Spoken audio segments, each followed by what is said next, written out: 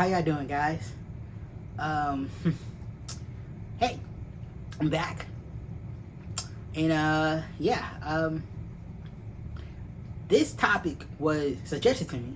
Someone asked me, like, how easy or hard, or what was the process like for you transitioning when, at the time, being trans wasn't a mainstream thing. Kind of, sorta, it was, but it's not how big as it is now with all the tons of resources and videos and everything that they have now. But for me, because I transitioned in 2012.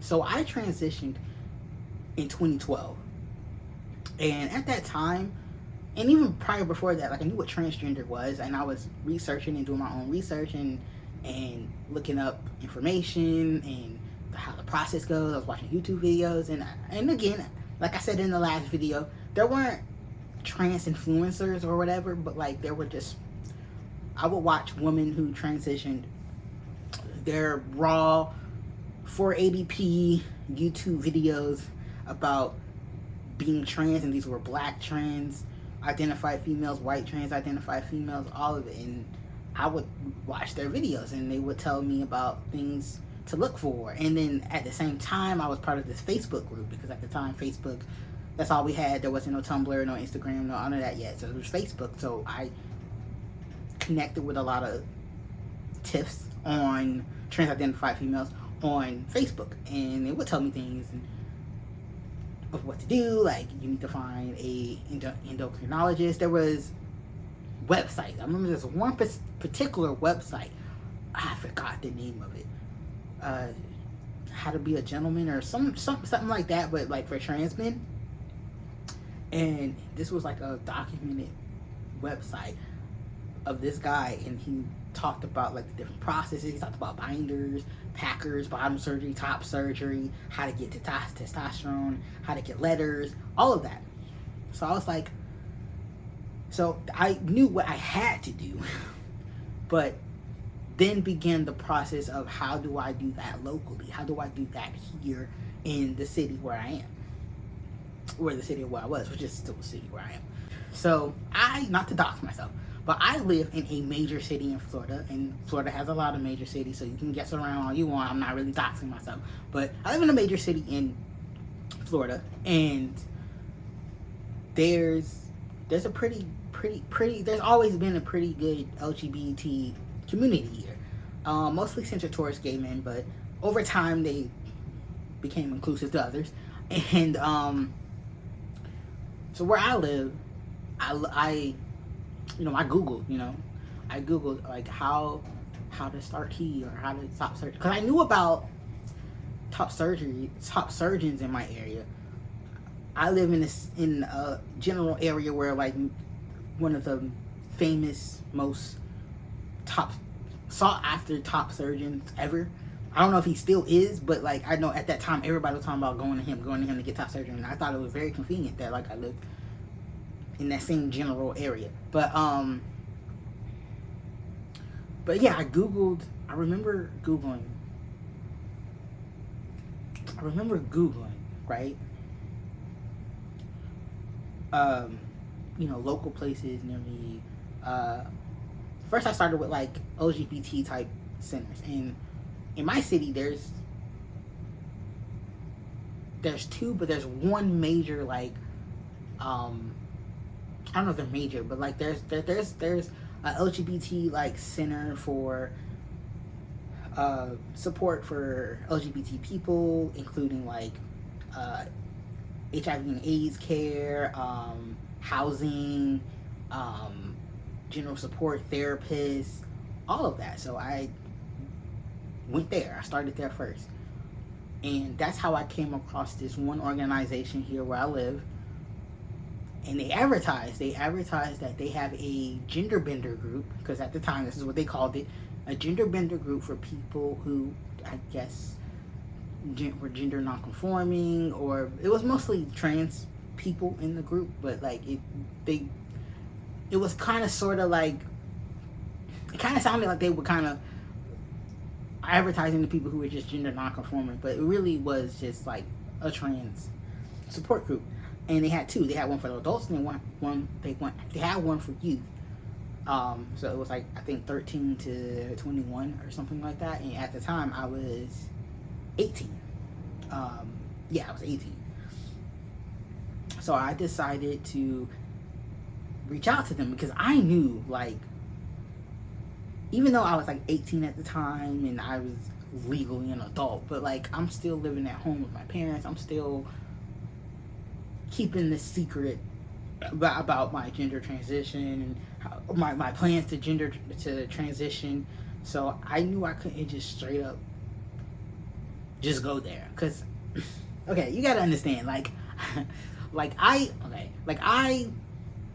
grew up in a very sheltered household. Like, they ain't, like, I couldn't just go nowhere without explaining to my parents step by step, detail by detail, about where you're going, who you with, and everything. So I knew I couldn't be like, hey mom, I'm going to this LGBT center. Definitely I couldn't do that in my Christian household. I could not do that. So I didn't know how to get out there. And it wasn't like it wasn't far or anything. It wasn't like I couldn't ride the bus there or anything, but it was just like, I knew my parents would be all up in my business, basically.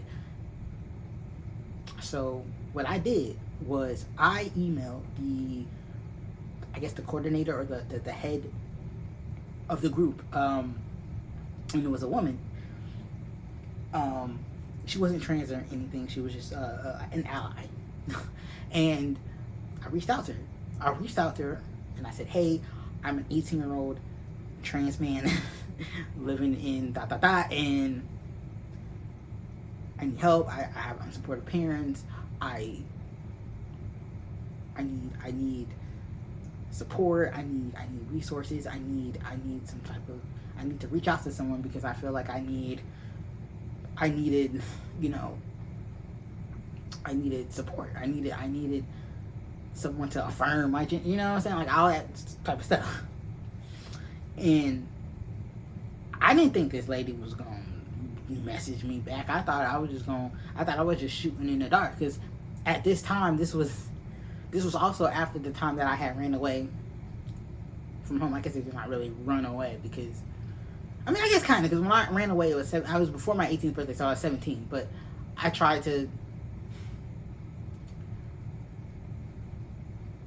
wanted to run away because I wanted to start living my life.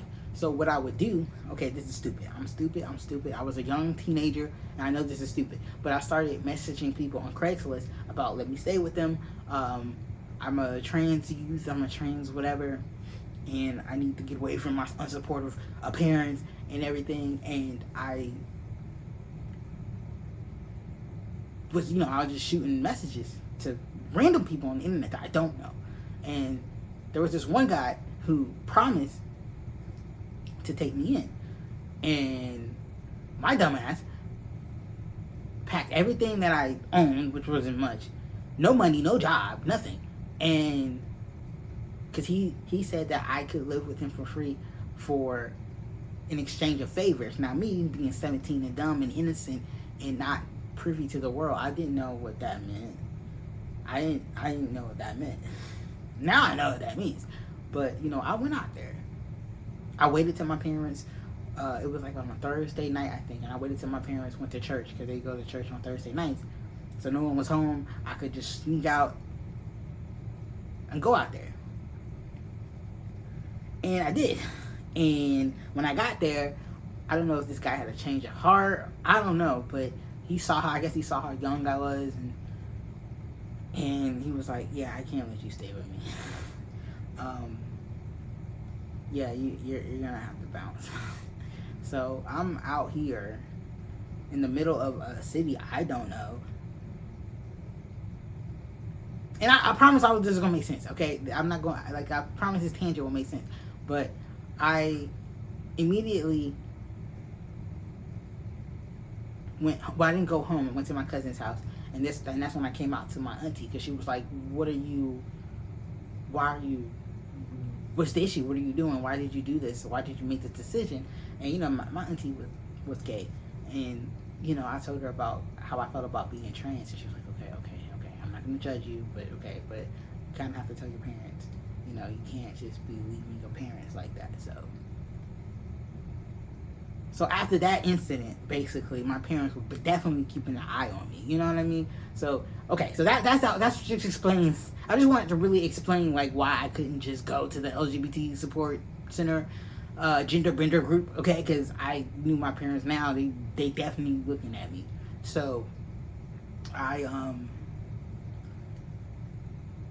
so long story short, I reach out to this lady, and she reaches back out to me maybe like 3 or 4 days later, and she's like, hey, blah blah blah, I understand that you can't make it to the group.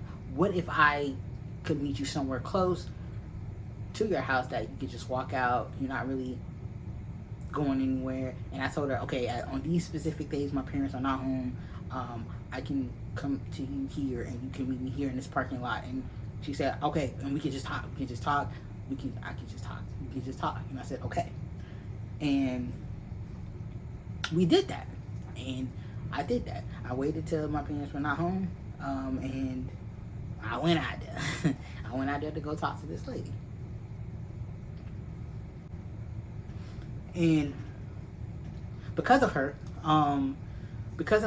I learned about, you know, that they had therapists that I could talk to, because at the time you needed a letter to give to a doctor to prescribe me tea.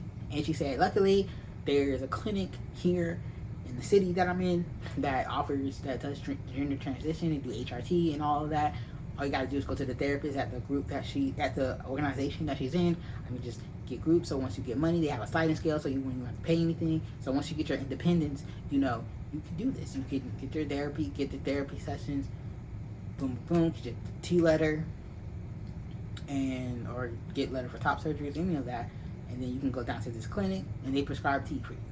And they're very open, they're very LGBT friendly, and they also work on a sliding scale. So I said, bet. So maybe like a year later,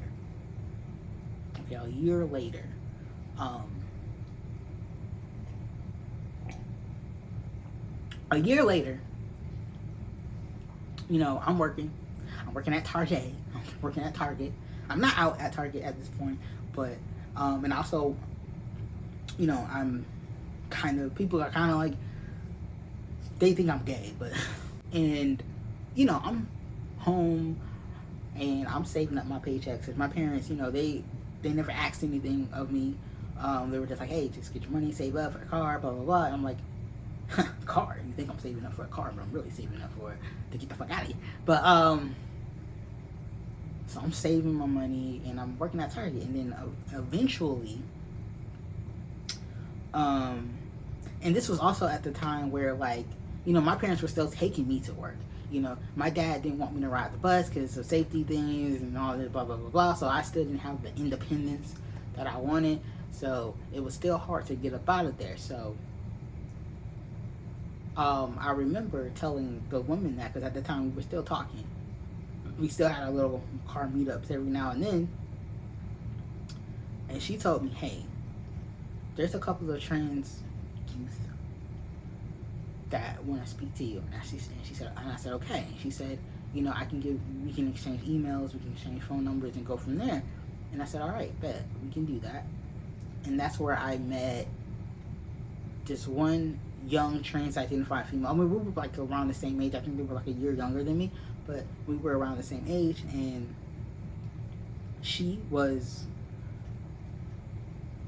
we got in contact because of her. So we started talking, we started emailing each other, and we clicked. You know, we liked the same music and all of that. And then she was telling me, you know, that about her mom being very accepting of their transition, that as soon as they graduate, they're about to get top surgery, and they're gonna start testosterone soon. And then she also told me, hey, my mom is about to move in with a boyfriend, and you know, we stay in this very affluent area of part of the city. You know, I'm from the hood. And so I'm like, okay, wow, I never met someone like this. And I'm pretty much, and she said that she pretty much has all the freedom to do what they want. And her mom said that she can get a roommate, um, as long as I paid, like $100 or $200 a month. And I was like, okay. So I'm okay. I'm thinking, okay, everything's. I'm doing the whole Jimmy Neutron brain thing in my head, and I'm like, okay, if I do this, okay, because where they lived was way far from where I was, and I was thinking, okay, how would I get to work? And then I said, okay, well, I can transfer because there was a Target nearby where she stayed at. So I'm like, okay, I can ask for a transfer because that was the thing that you could do at Target. Like if you worked at one Target, you can ask for a transfer and go to another Target and work there, and like it wasn't nothing. So I said, okay, I'm gonna work on that. So I was doing that on the side. My parents don't know nothing. My parents don't know anything. I'm talking to the HR at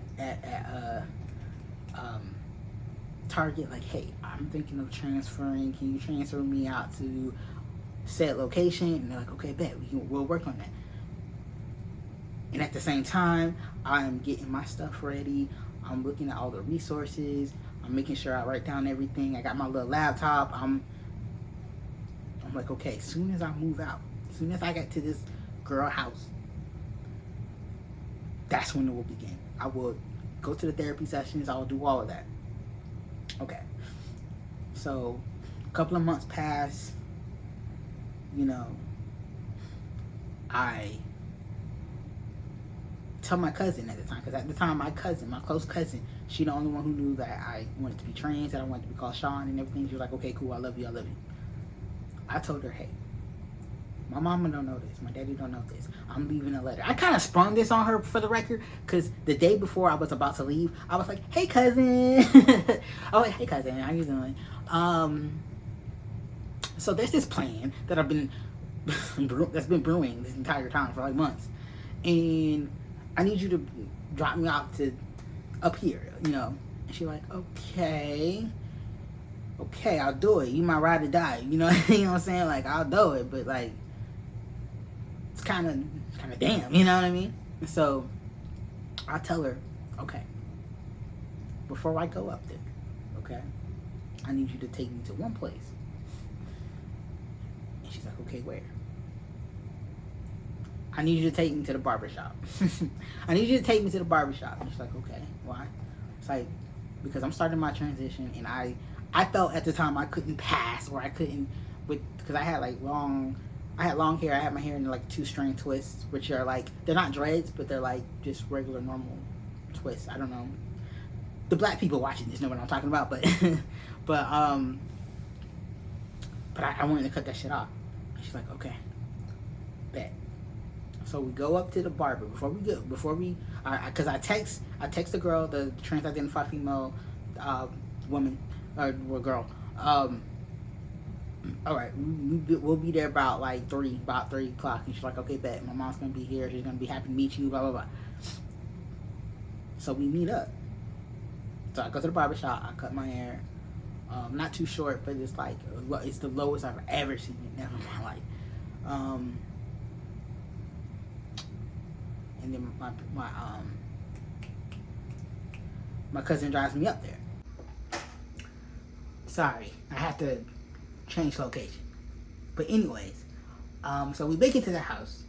And I get situated. So I'm living there. And at this time, I'm adjusting to living there. I start working at the other Target location, and even day one, I told them, hey, I know my name says one thing, I know my name has my birth name and all my documents or whatever, but I like to be called Sean. So they were like, cool, okay? They were like, cool. They were like, I told them I'm transitioning, he, him pronouns, blah, blah, blah. And, my name tag had Sean on it, so it was good. Target didn't give me any issues with that. So while I'm adjusting and working and doing all that, I finally booked my first therapy appointment at the organization. And, I had to take, because it was further down from where I was staying, so, I had to take 2 long bus rides. I didn't have no car. But, I went there. And I just remember all of it is a blur, but I just remember like the first time meeting my therapist. She was just this small, skinny woman, and you know, I told her why I was here, the purpose of why I was here to get my my T letter, and all the documents that you need. And she was like, okay, bet. And I don't remember all the things we talked about. I don't know if we talked about past trauma or any of that. I don't know if we talked about, I don't even know if we got in depth with anything. It looked like it was more me telling her what I wanted, and she being like, okay. We briefly talked about depression and anxiety because that was something I was dealing with, always dealt with, but like I was dealing with that at the time. And you know, I'm telling her like, oh, I'm depressed because I can't live my life as how I really want. You know, my depression is because of gender dysphoria. I talked about my body discomfort and all of that, and she was pretty much like, okay, bet. And I remember like, cause it was like maybe 3 or 4 sessions with her, and this was like every 2 weeks, so maybe within like a month and a half. That's all it took. After that last session, she was like, hey, congratulations. I typed up the paper for you. You can go to the clinic that was around the street from them. And she was like, you can start T. You can start T. You can, and if you need any other letters for like name change and all of that, she got me. And I said, okay, awesome. So yeah, like within like 2 or 3 months, I want to say like a month and a half, I had my T letter. And then the following weeks, I booked an appointment at the clinic to meet with he was the doctor. He did all of that. Like, he wasn't like an endocrinologist, I guess. Kind of. I mean, he prescribed tea. Okay, and I remember going to the appointment and talking with him, and he pretty much just kind of like talked to me about like my goals and stuff, and then he handed me like a big packet of like all the changes that I've been doing T, and we didn't really go into depth about these things. He just was like, hey, read this, and then I want you to sign this, and we can do your T shot the following day. So I go back 2 days later, and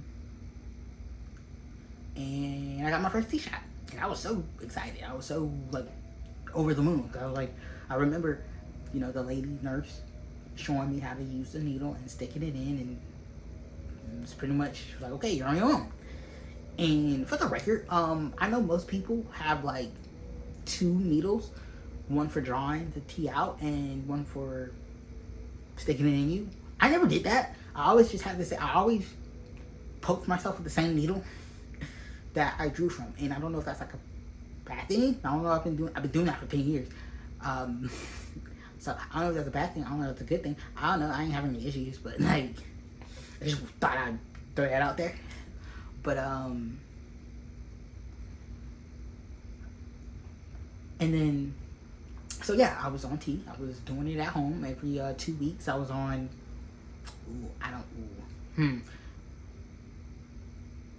I was on 0.5 cc. It was like this much, okay? I don't know. This is probably like bad on my part, or maybe but I just know it was like this much I had to take, and I did it every 2 weeks.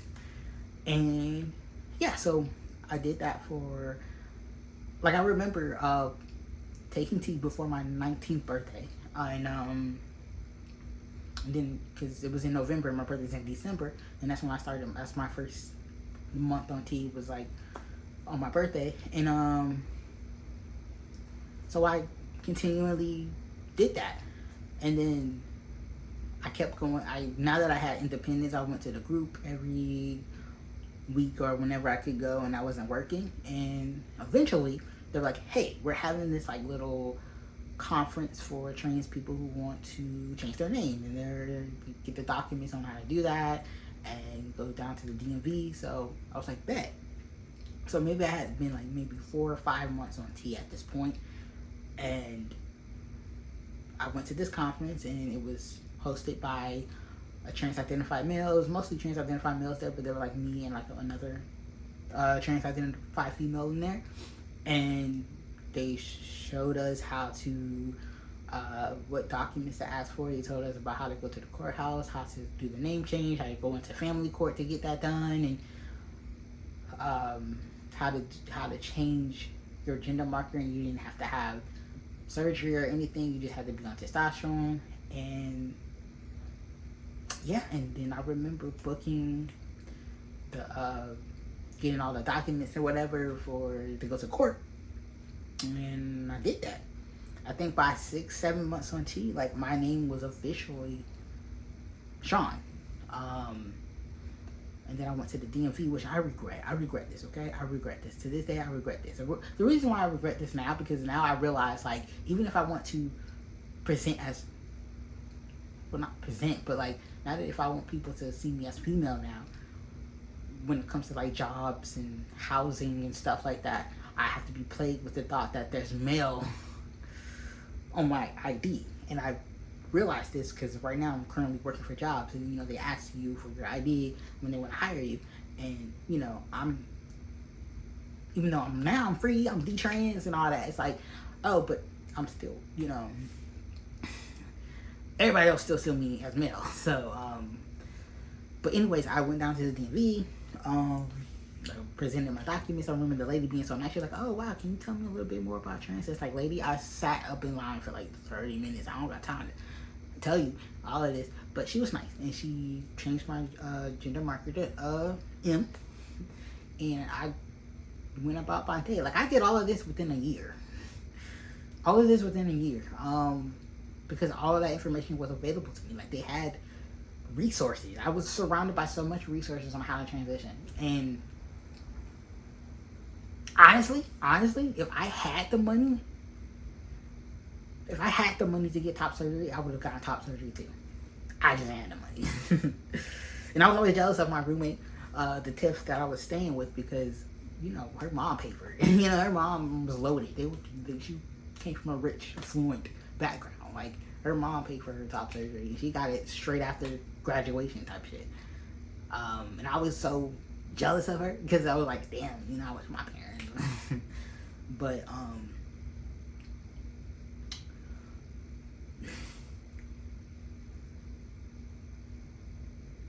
and yeah, I just continued on my merry way and for 10 years, and I still never got top surgery. A big part of it was money. Not because I didn't have it. I kind of had it, but I didn't have it. But like, and another part of it was because I was hesitant. I was very hesitant to get top surgery for a lot of reasons. I thought I would look weird without it, without breasts.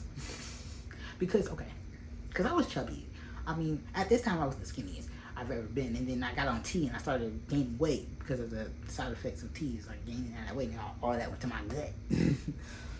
So I couldn't imagine. I just thought I would look like a really weird man, because I was already short. I'm like 5'1", so I was like afraid of how I would look with no titties. Even though I had all this discomfort, even though ever since 13, I wanted to cut them off and get rid of them and throw them in the garbage. But like, I didn't know. I was scared. I was scared of being unknown. I'm scared of surgery. I was scared. But it wouldn't have been hard to get it. Like I said, I live near a top surgeon. Like, I live near. Like, I didn't need any. I could just go right there. Like, I didn't, because I knew so many people, you know, who had to travel to get to one place or another to get to top surgeon. Because at this time, like, top surgeons were like, I think there were only like fucking 5 in the U.S. probably. I don't know about now. I don't know how many top surgeons there are now, but it was just like, I live close by. Like, it was convenient. Like, it was very, like, had I had the funds and I had to support, and that's another thing too, because at this time I had moved out back to my parents' home, and I knew I couldn't pull that off. You know, I couldn't see myself recovering from top surgery knowing my parents knew what I had, and I didn't have any friends or anyone, or I did, or I didn't have that support. Cause once you get out of surgery, you need someone to take care of you. You know what I'm saying? Like, you need someone to like look after you, make sure you're okay, at least for the first 2 or 3 days. But I don't know. I never got it, but it would have been accessible to me. I just need to make that very clear. It would have been so accessible for me. It would have been so easy. So many of my TIFF, trans-identified female friends, got their top surgery. No issue. I was always the oddball out, still wearing my binder.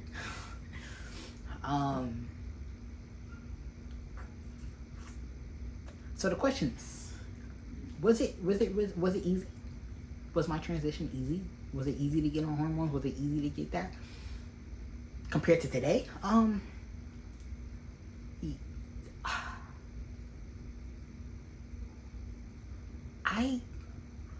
It's funny because I remember reading an article. I don't remember if it was the New York Times or it was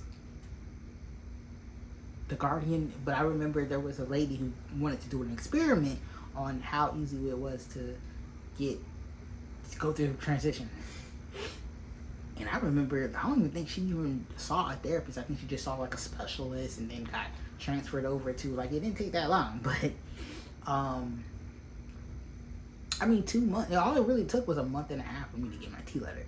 And then another month to get on T. And that's mostly because they was just booked. There was just appointments. Like, if they had an appointment the next day, I would have been on T the next day. So that wasn't really nothing because of, like, it was just, they just was booked. But, like, I moved out within 3 months. I started testosterone. And then a couple of months later, I changed my name. All within a year. Like, I did everything that you could possibly do besides surgery within a year. So, is that easy? I guess that was easy. I guess that was a seamless process. And like I said, all of these resources were pretty much there. I didn't have to search for them, and I, luckily or unluckily, depending on how you see it, I lived in a pretty accessible, a pretty LGBT open place. I live in a major city, It's not like I'm from rural city, I was in the heart of the city, and yeah.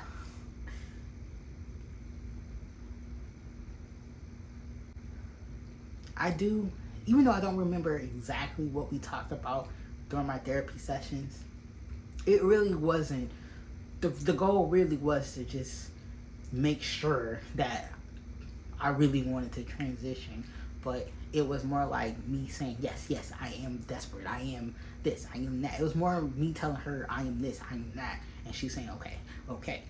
There was no exploring why, there was no exploring, like how I'm doing now with my own self, why I felt this way, why I wanted to transition. It was really just affirming, me, making sure, like, okay, that this is a process. It is a process. I remember her saying it is a process, and you just gotta make sure that you're absolutely sure. So a lot of it was just her confirming that you really want to do this. But we didn't explore nothing. We didn't have there was no hard-hitting questions. There was no. The only thing I remember from that session was basically she asked me, how do you feel about trans men that get pregnant? And I told her, like, I don't understand why someone with dysphoria would do that. Yes, now I could say, oh, well, they're women, so why wouldn't they get pregnant? But, like, at the time, that just was just such a wild, I don't know why she asked me that. I don't know. I just knew that at the time, I was like, I'm definitely not going to do that because that's the most dysphoria-inducing thing I could think of. And she wrote that down in the letter. And I remember reading that, like, why did she put that? Is that relevant? Like, I don't know. But that's all I remember, really. I don't know why that stood out to me. I don't know. But, and even when I went to eventually get tea, like, he didn't really, like, go over. I mean, he mentioned, like, oh, you know, you might get facial hair, we're gonna check on your levels, because I know with taking testosterone, I think it gives you more blood cells. What did he say? It does produce more blood cells. I hope I'm saying that right. And I remember that being not too much of an issue, because I have sickle cell anemia, so I already don't have a lot of like compared to me and you who don't have sickle cell, like my hemoglobin and all of that is lower than most people. But I remember him mentioning that. I remember him mentioning like the cholesterol and like the heart, you know, prone to like heart diseases and stuff. And then he pretty much handed me the packet for me to read about all the changes. And he was like, all right, bet, if you want to do this, we'll do this. And we'll just check your levels every now and then. And that was that. And then I started tea the following days. And they just pretty much like, here you go. You know what to do. The nurse showed you what to do. Go on about your business. But yeah, it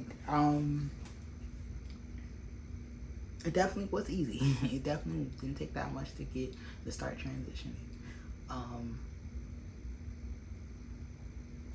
And I wonder, like, had I been granted the access to see a therapist that actually explored why I want to do this, you know. And I feel like that's even a problem today. I think most therapists who specialize in this is mostly just affirming the patient instead of exploring what they need. And I think that's the issue. If you want my take on this, the issue that I have with gender transitioning is that if they don't explore why someone would want to partake in this, why would someone want to transition? They don't talk about why do you feel gender dysphoria? Why do you feel body dysmorphia? It's more like, oh, well, what age did you realize you were this and that? Or what, you know, are you sure? Or I don't even know if they're asking, are you sure now? But I just remember her asking me, like, okay, what age did you feel like you were a boy? Or, you know, tell me about the discomfort in your body. And it's like, do you feel discomfort when people call you ma'am instead of sir? And it's like, and also I felt like I needed this pressure because at work, you know, I'm Sean at work, and, you know, people, I'm kind of passing. I mean, people are kind of side-eyeing me because they're like, you look like a gender non-conforming, you look like a butch woman, you look like a, and I was being embarrassed because some people were straight up to my face because I was a cashier / I worked in the back, and, well, not the back, but I worked on the sales floor. So I would get customers all the time saying, ma'am, sir, or people just straight up asking me, what are you? You know? So I was like, I need to get on TV because I need to prove that I hate this. And so there was that pressure there too. So I'm trying to get this lady to sign this damn paper. But we need to find a better system for this, okay? We need to not affirm people and just send them on their merry way to take body altering hormones and getting, you know, surgery and stuff. I don't even know, do they even still need letters for surgery now? That's something that I have to explore. I really need to explore about what it's like to transition nowadays, because once I started transitioning, I just kind of fucked off, and it was like, I done did what I had to do. I don't care what y'all have to do. But now I feel like I have to research this, because it's like, I remember the therapist that I was going to, she was like, hey, I got your surgeon letter. Whenever you need it, I got it. I already typed it out and everything. If you need it, I will give it to you, or fax it, or whatever I have to do. And it was just crazy, you know? We need to have therapists, reputable therapists that sit down with the patient and actually explore these things instead of just sending them off to transition. That's what the goal for me is. I'm not necessarily against gender transition. I mean, kind of, but I feel like it shouldn't be a first choice only option thing. I think you need to sit down with people and talk to them. Explore trauma. Explore where there's trauma in their life. Explore, different kind of things. Because for me, I feel like a lot of why I transitioned had to do with trauma. It had to do with, feeling like this burden to be a woman, and instead of exploring that, they just throw me the transition. And I think we need to have therapists that are like, no, we're not going to do the affirm model. We need to have therapists and doctors that say, hey, no, fuck that. We're not going to do the affirm model. We're going to actually explore this. Let's see if there's other things that we can do. Let's give it a year. Let's try these things. Let's try that. Let's explore the root of the problem of why you want to transition. And then if after all that somebody say, hey, look, I just want to get top surgery, or I want to be on T for a little bit, then I think, because I believe in free will to a certain point. I mean, and that doesn't mean that I don't question why people do things, but at the end of the day, I realize that people are going to do what they're going to do. But I feel like trans healthcare or whatever should be purely cosmetic. Like, this is like, for example, if a woman wants to get a BBL, obviously I'm against that. I'm against cosmetic surgery. But if they're going to get a BBL, they're going to get a BBL. If a woman wants to cut off her breast, she's going to cut off her breast. But let that not be the only option. Let that not be the first option we think of. Let that be something that they just end up doing for themselves.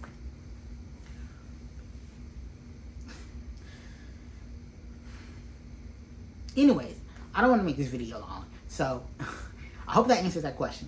Was transitioning easier for me back in 2012 than it is now? Maybe. Maybe. Or maybe it's just that's the same. I mean, I don't know how long people have to wait. I don't know how many sessions that a person has to go to get to therapy. That is something that I have to do my due diligence and research on. But if you are watching this and you transition in the the later on days after 2012, because I meet a lot of Detrans women, and they transitioned like a year ago, or 2 years ago. I'm the only one that I've met so far that transitioned back in them days, so early on. So I'm curious to know, like, if you're one of those Detrans women or men who may watch this or know somebody, let me know, like, how was it when you got to transition? Was it like, did you even go to therapy sessions? Did you go to one or two or three of them? Did you go to one of them? Did they make you wait a year? Like, I think I was past the point where people had to wait a year, obviously, because I did it in 2-3 months. But I know there are some older trans people who will talk about, like, hey, or people who transitioned like before I did, who talked about, they had to live as a man or live as a woman for a year and all of that, those things. I was past that point. I guess I was getting to the point where transition was starting to be more like not something that you had to wait for a long time to do, or not something that you had to live as a blah blah blah for a long time. So maybe I was like at the starting point of that, and then it just skyrocketed. But anyways, that's all I'm gonna say, because that's all I'm gonna say about that. Anyway, suggest to me any more topics that you want me to talk about. So shout out to that one viewer that gave me that to talk about, because I wanted to talk about it in 2 videos ago, but my mind was everywhere. So if you have any more topics you want me to talk about as a Detrans woman, and anything you are curious about, put it in the comments or message me, and we'll go from there. Alright? See ya.